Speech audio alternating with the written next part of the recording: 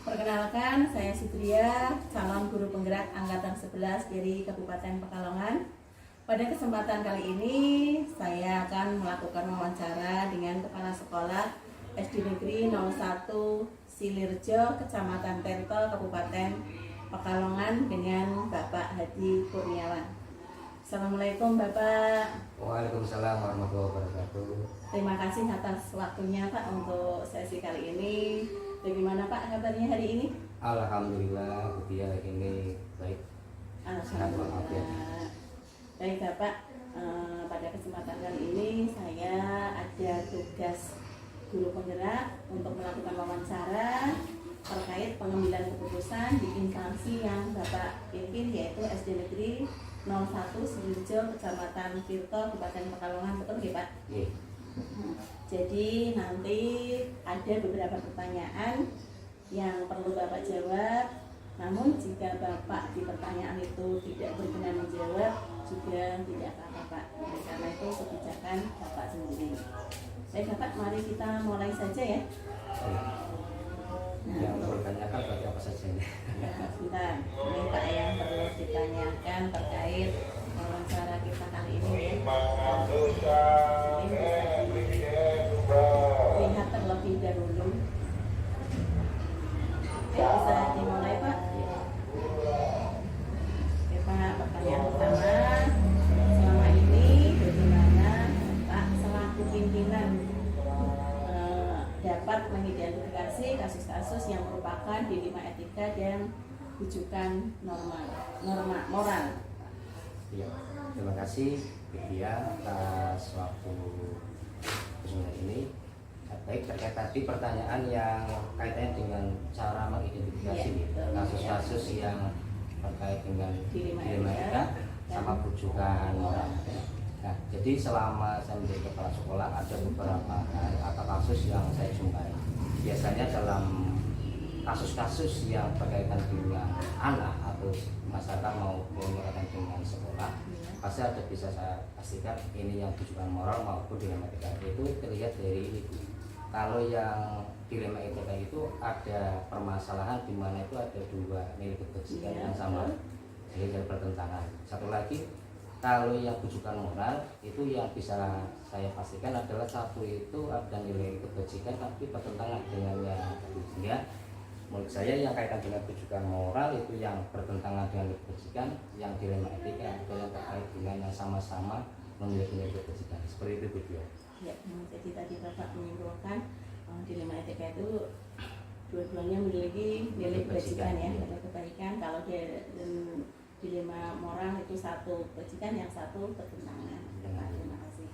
Kemudian yang kedua Pak, selama ini bagaimana Bapak menjalankan pengambilan keputusan di sekolah Bapak, terutama untuk kasus-kasus di mana ada dua kepentingan yang sama-sama benar atau sama-sama mengandung nilai kebajikan Pak? Berarti ini terkait dengan dilema etika. Iya betul. Sebenarnya jujur saja untuk kasus yang kaitan dengan pertanyaan ini memang lumayan sulit ya. Karena kasus karena ada dua permasalahan di mana itu sama-sama memiliki kebajikan, sehingga dalam hal mengambil keputusan perlu adanya komunikasi Bu. Sehingga nggak bisa saya putuskan sendiri, perlu saya namanya komunikasi dengan pihak lain. Misalnya kalau ada masalah terkait dengan yang ada di sekolah, saya libatkan dengan guru, dengan tenaga yang ada. Misalnya terkait dengan masalah yang terjadi di masyarakat ataupun yang di lingkungan sekitar, saya libatkan dengan komunitas sekolah maupun yang memangku kebijakan seperti pengawas dan sebagainya. Sehingga saya tahu nanti fakta-fakta apa saja yang bisa saya temukan dari permasalahan yang terjadi. Sehingga perlu namanya diskusi bagi saya untuk mengambil sebagai dasar untuk mengambil keputusan yang akan saya putuskan seperti itu ya. Berarti ketika akan mengambil keputusan yang berkaitan dengan dilema etika tadi, Bapak berkolaborasi dengan rekan sejawat, yang jika berkaitan dengan masyarakat juga Bapak melibatkan komite, demikian ya Pak ya. Kemudian yang selanjutnya nih Pak, langkah-langkah atau prosedur seperti apa yang biasa Bapak lakukan selama ini Pak dalam pengambilan keputusan tadi Pak? Langkah-langkah berarti urutan ya, untuk mengambil keputusan yang bersesuaian. Jadi seperti ini, terkait dengan langkah-langkah yang saya lakukan sebuah keputusan adalah yang pertama, saya harus melihat dulu Bu, itu kasus itu termasuk dilema etika atau rujukan moral. Jika itu kalau kaitan dengan rujukan moral bisa saya pastikan bisa langsung saya ambil karena itu sudah ada kaitannya ada kebiasaan yang dilanggar. Bisa langsung diputuskan langsung pada waktu itu, misalnya kaitan dengan siswa yang melanggar hukum atau mencuri dan sebagainya, itu kaitannya bukan lagi bisa diambil keputusan dengan kebenaran tapi langsung bisa diputuskan karena itu sudah urusannya dengan pihak berwajib. Tetapi jika yang kaitannya dengan dilema etika itu tadi yang lumayan sulit karena ini bajikanya sama-sama negara, sehingga lihat dari sudut pandang. Perlu yang perlu saya lakukan adalah pertama lihat dampak keputusan yang akan saya berikan itu timbulnya nanti seperti apa dampaknya, baik itu bagi anaknya, baik itu gurunya maupun bagi lingkungan sekitar dan sebagainya. Dan yang kedua pastinya sama, kita perlu namanya kolaborasi dengan pihak-pihak lain, baik dengan komite sekolah maupun dengan guru untuk mencari fakta-fakta terkait dengan situasi yang terjadi seperti itu. Adapun yang ketiga pastinya kita harus menguji apakah itu terkait dengan benar atau salah, sehingga kita bisa tahu nanti perlu dilanjutkan atau tidak langkah-langkah selanjutnya. Selanjutnya selain menguji benar atau salah, nanti kita juga melakukan namanya pengujian paradigma pastinya. Jadi akan ada itu kan, ada paradigma benar lawan benar dan seperti itu. Seperti ada kasusnya misalnya kok istilah perlawanan kaitan dengan namanya harus kesetaraan, dengan satu lagi dengan harus rasa kasihan dan sebagainya, pasti perlu kita uji lagi. Dan yang kelima itu nanti namanya kalau harus menguji juga namanya berbasis rasa, itu kaitannya dengan namanya paradigma, apakah itu nanti di akhir atau itu mungkin yang berkaitan dengan rasa peduli atau mungkin yang kaitan dengan aturan. Dan yang terakhir pastinya kita harus cari opsi lain, kira-kira ada lagi tidak jawaban yang atau keputusan lain selain itu, kalau mencari juga. Kalau sudah tidak ada, maka yang terakhir harus ambil keputusan. Nah, akan saya putuskan dengan yang sudah tadi ada rangkaian. Tapi intinya yang paling penting adalah dalam keputusan yang saya ambil itu pastinya harus satu memiliki nilai kebajikan, yang kedua itu harus berpihak kepada murid, dan yang terakhir bisa dipertanggungjawabkan. Seperti itu Bu Dia, langkah-langkah yang sudah saya lakukan. Intinya sebelum mengambil keputusan itu kita harus cek dulu ya, apakah keputusan itu dampaknya bagaimana nanti terhadap murid atau siswa yang bermasalah tersebut atau guru atau siapapun ya Pak. Iya. Selanjutnya Pak, hal-hal apa saja yang selama ini Bapak anggap efektif dalam pengambilan keputusan pada kasus-kasus dilema etika Pak? Ya. Ini khusus dilema etika. Khusus dilema etika, bukan yang rujukan moral ya? Iya. Kalau yang terkait dengan dilema etika, menurut saya itu yang paling efektif itu adalah keputusan itu harus dilakukan dari beberapa langkah dan harus didiskusikan. Harus didiskusikan. Kita harus kolaborasi dengan orang lain. Jangan sepihak, harus cari fakta-fakta yang ada. Setelah itu kita harus dengarkan masukan-masukan dari masyarakat, dari guru atau dari pihak yang lain, sehingga nanti kalau suatu keputusan diambil secara diskusi, mencari fakta yang benar-benar valid, maka nanti kalau ada keputusan diambil, maka itu bisa bertanggungjawabkan bersama-sama.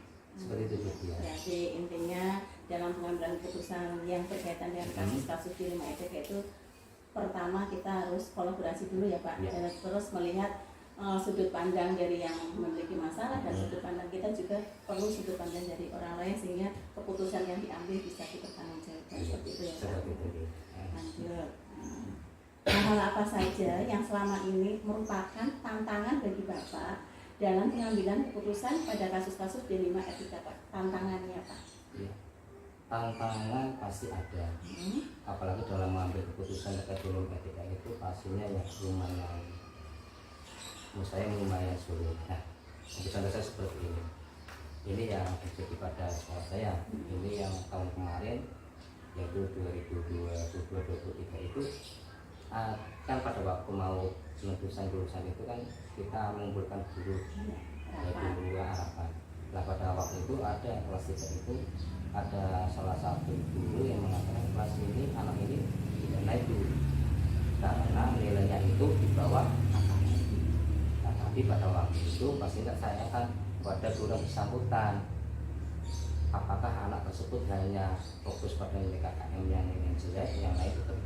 Ternyata dari yang sudah disampaikan tersebut, anak tersebut kalau KKM ini memang nah, tapi sikapnya itu di sekolah itu baik, kehadirannya itu penuh dan sebagainya. Guru juga sebetulnya itu mau menghendaki anak tersebut itu naik, tetapi karena memang ada beberapa nilai yang kurang sehingga perlu dirapatkan. Nah, dari hal tersebut maka saya perlu fakta-fakta yang tak saya tanyakan terkait dengan kehadiran, sikap dan sebagainya. Dan kita juga ambil paradigma tadi, kita harus nilai apa, keadilan sama kasihan sebenarnya. Nah, kalau keadilannya harus sama, semuanya kan harus mencapai nilai KKM. Tetapi kaitan kalau awalnya namanya kasihan, yang saya khawatirkan itu kalau misalnya sampai anak itu tidak naik, itu yang terjadi adalah anak tidak mau sekolah karena malu, karena malu, setelah itu dia nggak mau sekolah, akhirnya apa? Putus sekolah. Nah itu yang terjadi pada sekolah saya, sehingga pada waktu itu dengan pertimbangan dari berbagai masukan dari berbagai macam guru, maka diputuskan waktu itu saya putuskan anak tersebut naik, tapi dengan catatan nanti tetap minta dari orang tuanya agar membimbing di kelas selanjutnya. Seperti itu. Dari tantangannya mungkin dalam tadi kadang-kadang ada anak yang belum mampu, tapi ternyata sikapnya baik. Itu sehingga ya itu perlu dipertimbangkan. Seperti itu dia. Jadi ketika menghadapi tantangan seperti itu ya, di kasus Bapak ada siswa yang nilai KKM-nya belum mencukupi, tapi di sisi lain anak itu rajin, sikapnya baik, jadi mengambil paradigma keadilan dan kasihan. Dan juga itu bisa diambil paradigma jangka pendek dan jangka panjangnya ya saya. Jangka pendeknya ya, jangka panjangnya nanti bisa berpengaruh kepada psikologi anak, jadi malu dan malah resikonya bisa putus sekolah. Jadi diambil ya, dinaikkan dengan komitmen orang tua memberi motivasi agar apakah Bapak memiliki sebuah tata cara atau jadwal tertentu dalam sebuah penyelesaian kasus di 5 ETK? Apakah ada langsung menyelesaikan di tempat atau memiliki sebuah jadwal untuk menyelesaikan bentuk atau prosedur seperti apa yang Bapak jalankan? Baik. Jika ditanyakan apakah ada batas waktu dalam menyelesaikan kasus di 5 ETK, menurut saya jawabannya pasti ada batas waktunya, masih ada. Karena apa? Itu terkait dengan mengambil sebuah keputusan yang harus saya pertanggungjawabkan bersama-sama. Tidak bisa disamakan 2 sampai 3, tidak. Pastinya ada beberapa langkah-langkah tadi yang sudah saya sampaikan di awal itu, ada beberapa langkah, sehingga tergantung dari kasusnya lama atau tidaknya. Misalnya contoh tergantung kasus tadi yang mudah dipahami, misalnya kok seperti contoh yang saya sebutkan tadi yang nggak naik, mungkin bisa langsung diputuskan pada waktu itu beberapa waktu bisa diputuskan. Tapi ada juga yang kasusnya itu mencari yang perlu membutuhkan waktu yang pakai ya lumayan lama, sehingga waktu itu pastinya ada, tinggal permasalahannya itu kompleks apa itu. Jadi tergantung dari permasalahannya ya, apa kira-kira bisa langsung diputuskan atau tidak itu. Jadi kita melihat dari permasalahan yang dihadapi dari yang ada di sana. Selanjutnya, adakah seseorang atau faktor-faktor apa yang selama ini mempermudah atau membantu Bapak dalam pengambilan keputusan kasus-kasus di 5 ETK itu Pak? Adakah yang membantu atau faktor-faktor lain yang mendukung Pak? Dalam mengambil keputusan terkait dengan kasus-kasus di 5 ETK, pasti saya tidak bisa fokus sendiri. Ada orang atau ada seseorang yang membantu saya dalam memutuskan apa yang harus saya putuskan. Alhamdulillah Bu, saya dikelilingi oleh orang-orang yang mau memikirkan pendidikan juga, dari teman-teman, guru di sana juga komitmen dengan pendidikan, apalagi pengawas saya yang selalu sering komunikasi dengan saya kaitan dengan apa permasalahan di sekolah. Sehingga dalam hal ini pasti saya ada partner, yaitu guru, komite yang selalu mendukung, sama yaitu pengawas sekolah yang selalu mengevaluasi apa yang ada di sekolah. Sering tak kontak Mas, ada permasalahan seperti ini, apakah perlu ada yang saya selesaikan seperti itu. Sudah pasti ada pihak-pihak yang membantu dalam termasuk lingkungan SD Negeri 01 Sidoarjo itu kekeluargaannya sangat bagus ya. alhamdulillah. Dalam menyelesaikan sebuah masalah selalu bersama-sama komite dan juga tadi Bapak pengawasnya ya Pak, yang luar biasa sekali. Ini pertanyaan terakhir Pak dari saya. Dari semua hal yang telah disampaikan tadi Pak, pembelajaran apa yang dapat Bapak petik dari pengalaman Bapak mengambil keputusan dari lima etika Pak?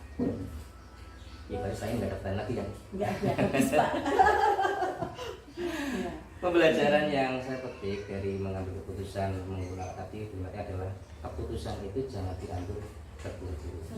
Pastinya harus didiskusikan dengan matang kepada semua pihak yang terkait.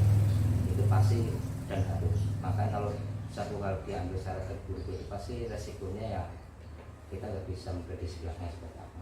Nah, yang kedua dalam mengambil keputusan itu harus bisa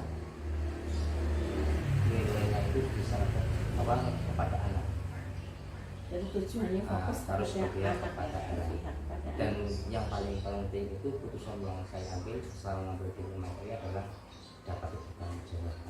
Nah, itu adalah hal-hal yang penting menurut saya dalam pembelajaran terkait dengan namanya mengambil keputusan dari keputusan di rumah kita. Yang penting terakhir adalah semua keputusan yang saya ambil harus berpihak kepada anak atau bapak.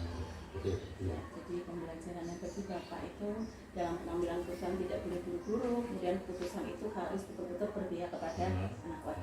Menarik sekali percakapan pagi hari ini ya. Terima kasih Bapak atas waktunya. Semoga langkah-langkah yang Bapak ambil dalam pengambilan keputusan itu betul-betul berdampak bagus bagi lingkungan di SD Bapak. Terima kasih atas waktunya Pak, telah berbagi wawasan kepada saya. Kalau lain kali saya ingin tanya-tanya lagi atau sharing, mohon bantuannya ya Pak. Siap. Terima kasih atas waktunya. Assalamualaikum warahmatullahi wabarakatuh. Waalaikumsalam warahmatullahi wabarakatuh.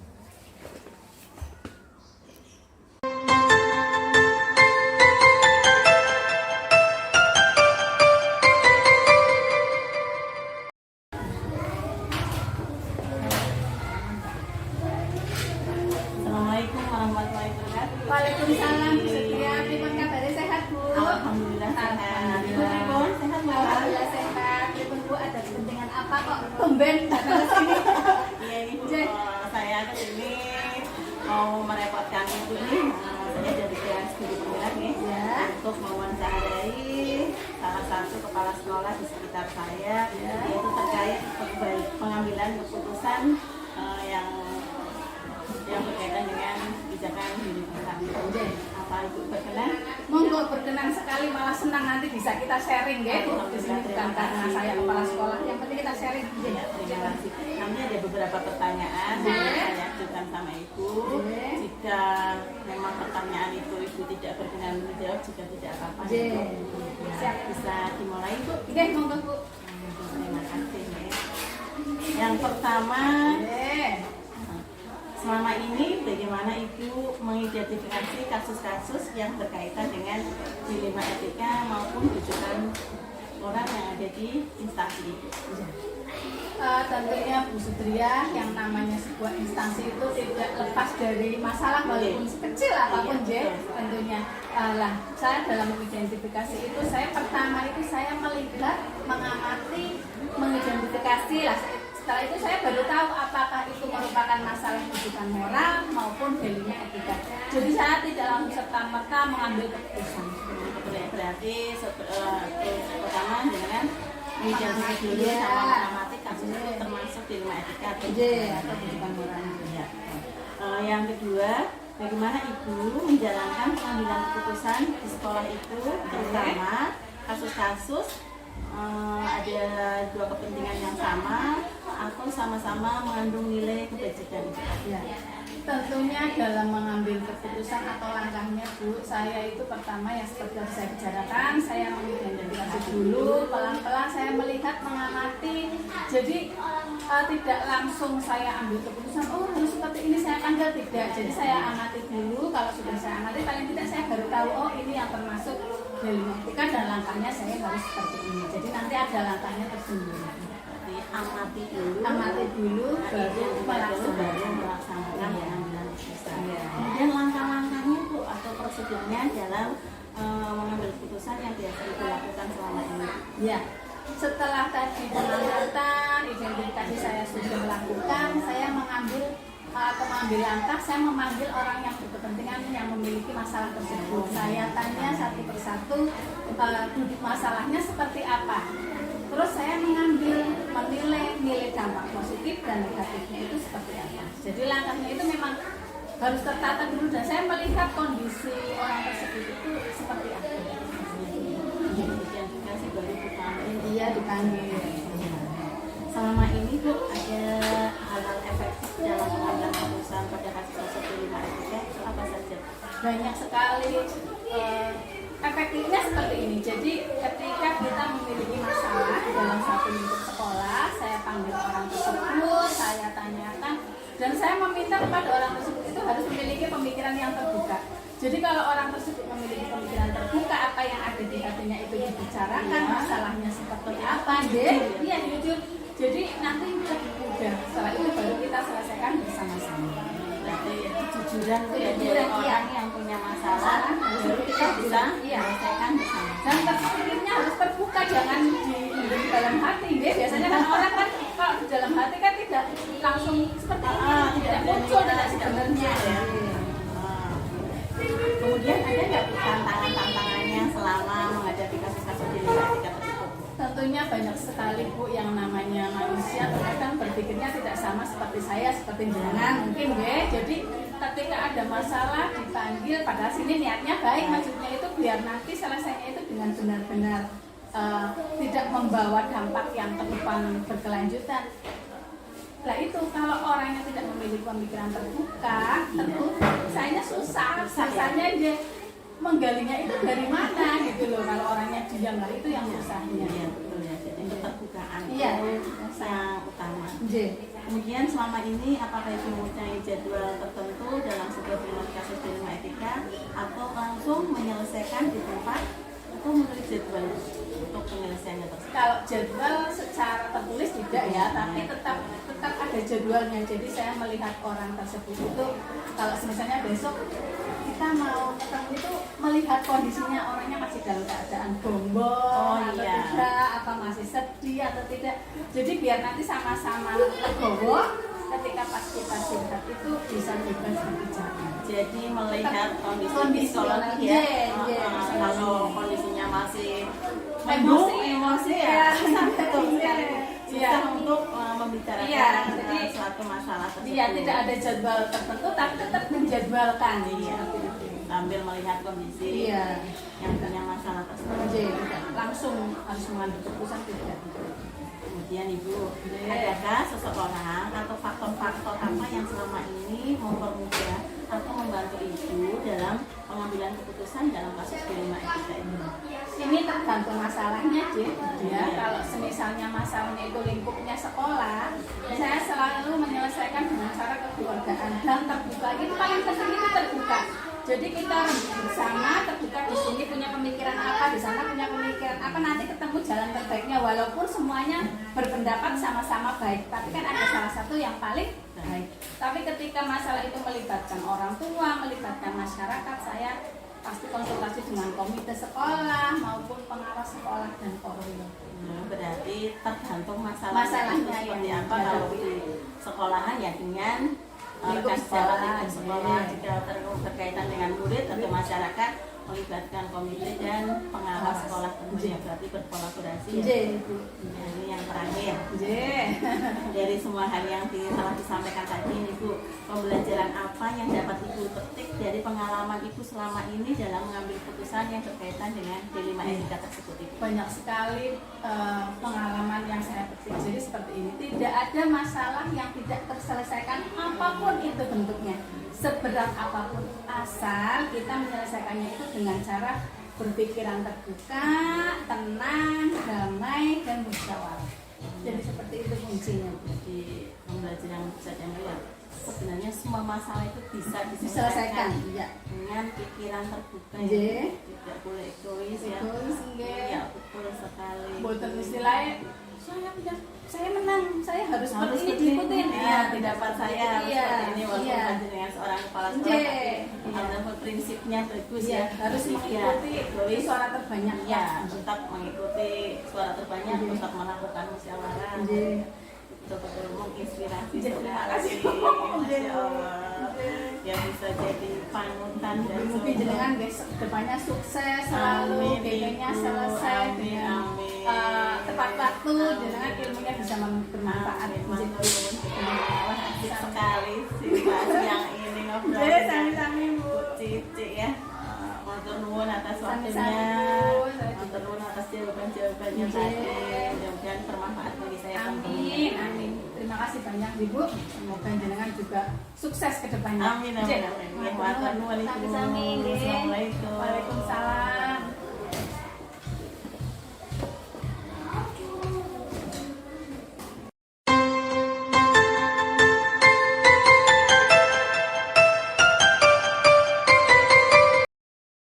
Assalamualaikum Bapak.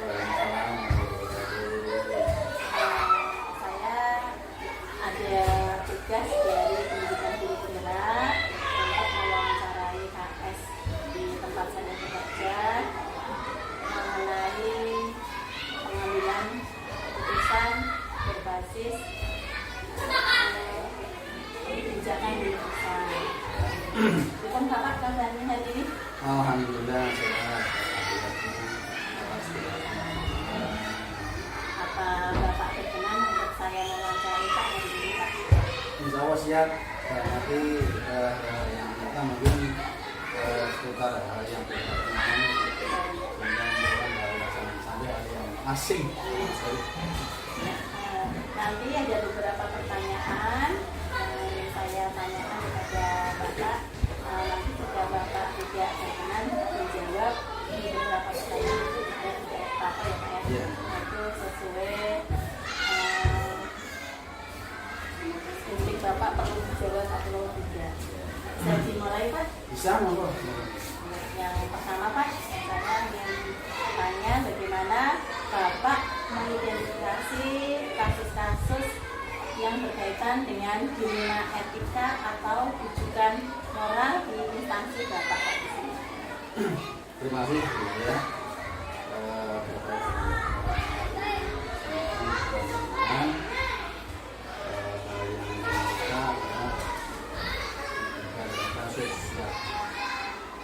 Apa yang saya tanya adalah bagaimana mengidentifikasi terkait dengan apakah itu kasus yang dinamika atau hal yang terkait dengan kegiatan itu pelaku sekolah yang sangat kami ini kasus yang saya hadapi sangat beragam yang berkaitan dengan siswa mungkin guru orang tua bahkan yang terkait dengan lingkungan masyarakat sekaligus. Kemudian dari berbagai macam kasus tersebut mungkin ada beberapa kasus yang berkaitan dengan identifikasi apakah itu termasuk etika atau moral. Ini memang terus diidentifikasi supaya jelas posisi di kasus tersebut. Kami memastikan bahwa jika kasus tersebut bebas kepada hal yang tak berkaitan dan posisinya itu posisi yang mungkin saling katakanlah menguntungkan, ini kami kita berikan kasus yang ini katakanlah kita dibina kita. Kemudian yang berkaitan dengan sosial moral ini tentu hal yang lebih melekat kepada pelanggaran etika atau moral yang perlu kenal atau berhubungan dengan orang itu. Kalau itu ini tentu hal yang paling utama adalah tersebut harus diselesaikan oleh penegak hukum. Jadi terkait dengan dilema etika atau moral itu juga yang pokok adalah ketika dilema hal yang kadang dilema dalam posisi hal tersebut baik semua, mana yang perlu dibantu dulu. Kemudian yang berkaitan dengan tujuan moral jelas hal yang ini ranah hukum, yang tentunya jelas ini nanti bersama dengan kira begitu yang saya jelaskan. Kemudian bagaimana Bapak menjalankan pengambilan keputusan di sekolah Bapak, terutama kasus-kasus di mana ada dua kepentingan yang sama, yaitu sama-sama benar atau sama-sama mengandung nilai kebajikan, Pak. Terima kasih Bu ya, itu yang memang agak sulit untuk kita jawab karena yang berkaitan dengan dilema etika itu kita tidak serta-merta mengambil keputusan itu berjaya diri. Jadi kita harus dalam mengambil keputusan itu harus benar-benar komunikasi dulu dengan para pihak. Yang pertama terkait dengan kegiatan itu apakah di sekolah tentu kami mengembangkan teman-teman guru untuk kami ajak diskusi sebelum mengambil keputusan. Kemudian ketika nanti kaitan dengan orang tua dan sebagainya itu kami mengedepankan para pihak di sini adalah komite sekolah kami berdayakan supaya nanti dalam kita mengkaji masalah tersebut bisa diambil keputusan yang sangat bijaksana dan tentu yang diharapkan jangan sampai merugikan salah satu. Ini penjelasan Bapak sudah mewakili untuk pertanyaan yang keempat ya Pak, langkah-langkahnya tadi itu sudah terwakili dari 9 pertanyaan yang tadi. Nah, sekarang pertanyaan yang keempat ya Pak.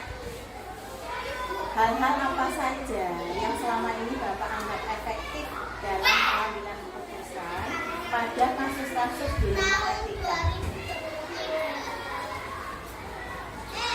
Itu kalau menurut saya yang paling efektif dan mungkin lebih dalam posisi profesionalnya ketika mengambil keputusan yang dengan itu berarti kami menggunakan teman-teman guru sekolah kemudian yang berkaitan dengan hal yang menyertai mungkin kegiatan mungkin yang menyebut keluarga itu juga kami mengoptimalkan komite. Nah, kemudian yang mungkin kita ambil itu dari diskusi kita lakukan sehingga nanti apa yang menjadi keputusan itu dipertanggungjawabkan bersama-sama karena kita telah melakukan audiensi dalam posisi mencari kemudian mencari dan menyelesaikan dalam kasus tersebut dilakukan secara bertahap dan bersama-sama.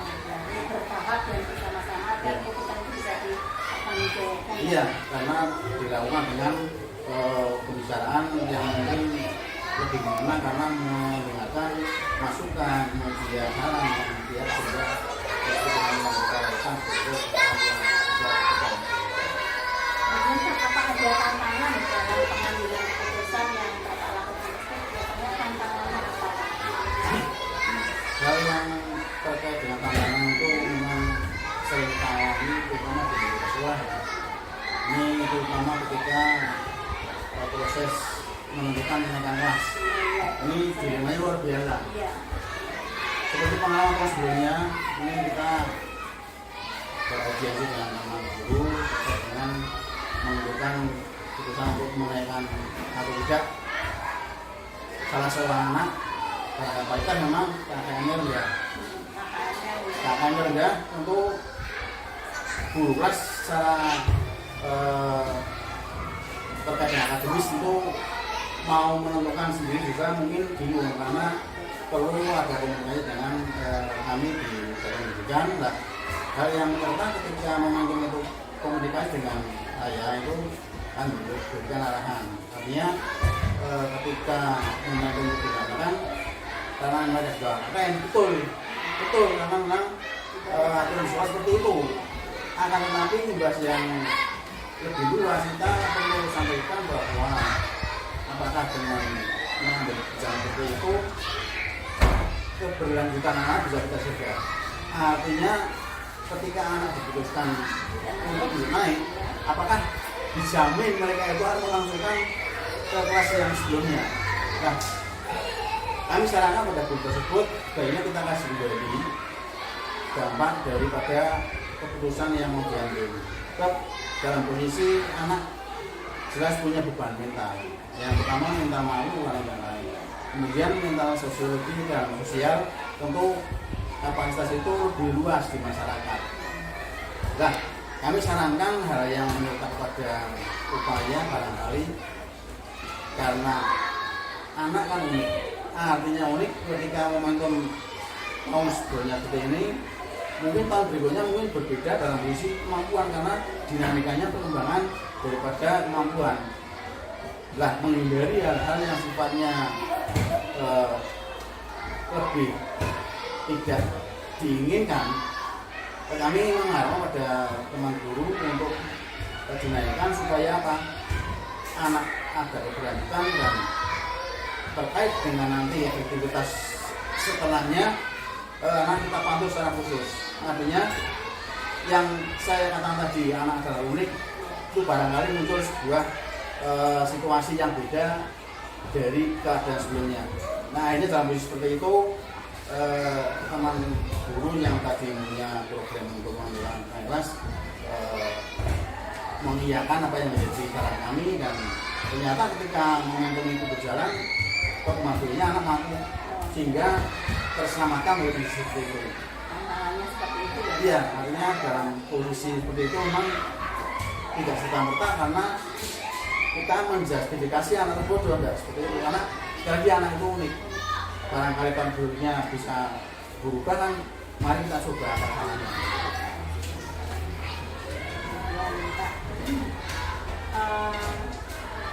Apa Bapak ingin melakukan jadwal tertentu dalam sebuah penyelesaian kasus kelima etika atau menyelesaikan secara langsung Pak? Hal yang menekan pada kelima etika, siapapun ketika membuat program ini tentu harus diterapkan sebuah jadwal yang mungkin sebagai arahan untuk menindaklanjuti.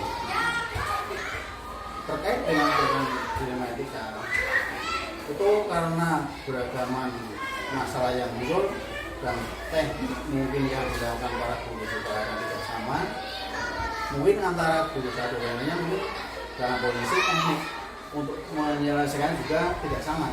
Mungkin ada yang 2 hari sudah selesai karena apa? Faktor penelusuran dari kasus itu bisa segera diramukan dan bisa dilanjuti. Bahkan mungkin ketika ketemu dengan kasus sebelumnya, salah satu guru mungkin beberapa gurunya belum bisa menyelesaikan karena apa? Faktor dari kualitas dari persoalan tersebut tidak sama. Sehingga kalaupun itu terjawab dengan ada jalan, tapi teknik pelaksanaannya berbeda. Sehingga kalaupun itu ada target, mungkin yang paling utama adalah diikuti teknik penyelesaiannya sehingga menguntungkan berbagai pihak. Karena kalau itu dilakukan dengan jadwal suka yang tertulis, itu malah menjadi rancu karena apa? Dipaksakan. Akhirnya kita mengedepankan tetap rasa manusiawi tetap muncul karena apa? Belum tentu apa yang disampaikan salah satu kasus bisa dipahami juga. Mungkin butuh pendekatan dari para pihak sehingga kasus yang terjadwal menitik baik dan yang bisa mengembang. Artinya penjadwalan tetap dilakukan karena itu progres. Kemudian teknik penyelesaian kita sesuai dengan keadaan yang di lapangan. Berarti penjadwalan tetap, terus tekniknya sesuai dengan di lapangan dan sesuai masalahnya ya Pak? Iya, tentu begitu. Ya tujuannya biar apa? Biar penyelesaian jadi betul-betul dilakukan dengan penuh apa ya? Pendekatan manusiawi sehingga tidak muncul sebuah ada rasa terpaksaan. Iya, terpaksaan. Kemudian Pak, adakah faktor-faktor yang selama ini membantu atau mendukung Anda dalam pengambilan keputusan dalam kasus-kasus kelima etika tersebut Pak? Dalam pengambilan keputusan di kasus kelima etika ini saya memang senang komunikasi, artinya tetap mengedepankan komunikasi di luar pihak. Yang ketiga adalah di sekolah. Teman-teman merupakan mitra kerja yang perlu kita berdayakan evaluasi itu kalau kasusnya itu memang di sekolah. Jadi ketika merambah ke orang tua atau wali siswa itu kan kami mengedepankan teman-teman yang berkomite atau anak-anak kemampuan pendidikan, dan ini adalah stakeholder yang mungkin kami mintai komunikasi untuk masukan dari sebagainya. Ini mungkin lebih ke jenjang dari struktur di organisasi, pengawas sekolah, atau mungkin ke Polwin, atau bahkan mungkin ke dinas pendidikan. Artinya dalam posisi sepanjang itu memang sangat urgen dan perlu bantuan komunikasi yang memang harus dilakukan, karena kembali pada tanah kita bahwa kita adalah manusia biasa yang tidak sempurna itu untuk banyak kekurangan, sehingga momentum itu ketika dikomunikasikan tidak sama, karena memang ranah itu adalah sebagai stakeholder kita dalam posisi untuk membantu kegiatan-kegiatan yang berhubungan dengan kegiatan lembaga maupun yang lainnya. Jadi pada dasarnya adalah dalam keputusan kita tetap mengedepankan beberapa hal yang berhubungan dengan pelaksanaan. Di antaranya adalah kita mengedepankan terkait dengan lembaga baik di sekolah, di masyarakat maupun pada jenjang yang tinggi adalah pengawas pendidikan kita maupun Polri serta kepada dinas pendidikan, juga ketika nanti dibutuhkan sebuah masalah mereka itu mengerti, dan keputusan yang diambil mudah-mudahan dengan berbagai masukan akan jadi keputusan yang bijaksana. Tergantung ruang lingkup masalah itu ya Pak. Iya.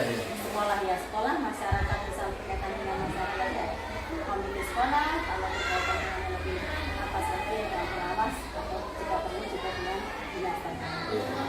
Yang terakhir Pak, pertanyaan tugas dari semua tadi yang disampaikan oleh Bapak, kira-kira pembelajaran apa yang Bapak ambil atau Bapak petik dari pengalaman-pengalaman dalam pengambilan keputusan tersebut?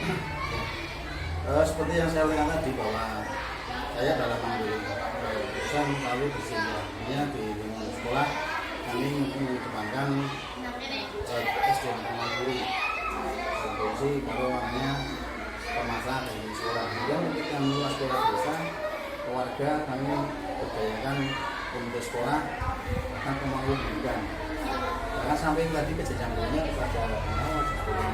Itu artinya kan dalam kapasitas dalam mengambil sebuah keputusan kami tidak berdiri dalam kondisi tetap dilakukan dengan penuh kehati-hatian dalam posisi mengantisipasi hal yang tidak perlu. Artinya dalam posisi ketika mengambil keputusan tetap kita dilakukan dengan tahapan yang kira-kira bisa kita lakukan dialog, sehingga nanti apa yang diputuskan dapat dijalankan oleh semua pihak.